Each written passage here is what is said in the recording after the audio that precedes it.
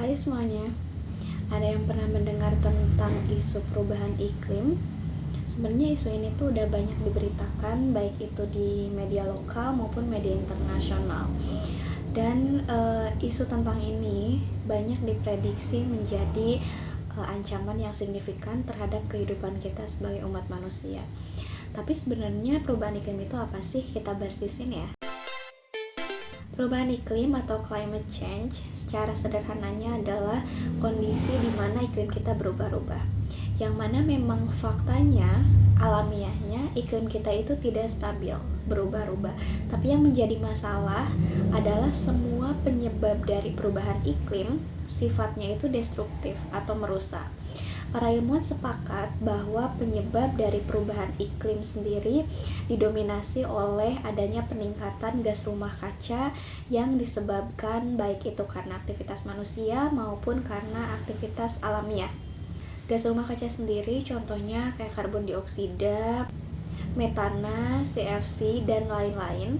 Dia sifatnya itu adalah menyerap panas. Jadi saat ada panas matahari yang diemisikan ke permukaan bumi, gas rumah kaca ini dia akan menangkap panasnya tersebut. Semakin banyaknya kandungan gas rumah kaca yang ada di bumi, semakin meningkatkan panasnya atau suhu yang ada di bumi kita. Menurut penelitian dari tahun 1800 sampai 2019-an, kandungan karbon dioksida yang ada di udara ini meningkat sebanyak 40%. Pemanasan global yang terjadi ini mengakibatkan banyak hal-hal yang tidak diharapkan. Contohnya adalah mencairnya es di kutub utara maupun di kutub selatan, yang mana gletsernya itu akan mengalir ke lautan.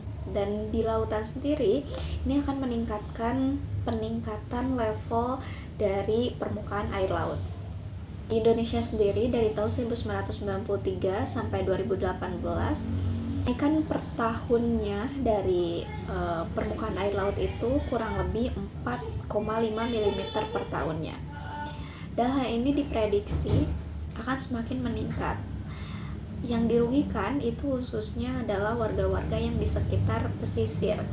Ini bisa mengakibatkan hilangnya tempat tinggal mereka, bahkan sampai nyawa mereka. Di Jakarta dikemukakan bahwa 18-20% wilayah Jakarta itu sudah tertutup oleh air laut. Kemudian selain itu juga perubahan iklim ini bisa menyebabkan biodiversity loss atau kehilangan keanekaragaman hayati, yang mana ini sangat berakibat pada rantai makanan kita. Kemudian faktor kesehatan juga.